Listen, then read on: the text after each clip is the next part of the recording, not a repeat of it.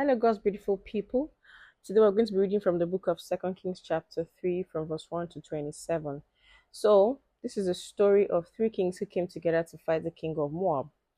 And at some point, they got stranded. They got stranded in the sense that they didn't have water. And then they felt that, okay, because they were actually going to go and fight the king, the Moabites. And at some point, it looked like they were hooked, they were stuck. They didn't have water. Of course, you don't have water, they can't really move on with their trip.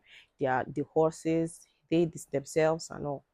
And so they decided to sort and seek the advice of of a prophet. And Jehoshaphat took them to Elisha, Prophet Elisha. And when they took them to Elisha, Elisha told them they should go and dig ditches and go and sleep. Does it make sense? They sure did it. It was not easy. They sure did it. They dug ditches, and they slept, and I woke up the next morning. The ditches were filled with water. Now, this is what he said that busted my head.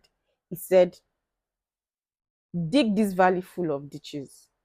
There shall be no rain, there shall be no cloud, but the ditches will be filled with water. Guess what? The ditches were filled with water the next morning.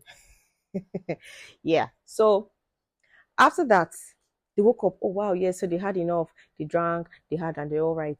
And then the Moabites saw it. They say, and they saw it as blood. It reflected to them as blood. They now say, these kings have slain themselves. Oh. Let's go and see for ourselves. That is how they got. They entered ambush. When they got there, that's how they ambushed, and then the people of Judah and the other kings, Jehoshaphat and the other kings, defeated the Moabites. What are you supposed to learn from this story? Instruction. We're supposed to learn faith and obedience. They obeyed. So the moral of this story that I've talked about in the book of Kings, 2 Kings, chapter 3, is faith and obedience. The kings had to dig. If the kings did not dig, like if they did not even obey Elisha, because of course it did not make sense.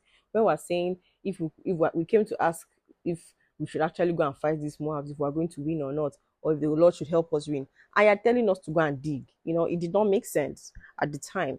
So it was left for them to obey or not. But guess what? The kings obeyed.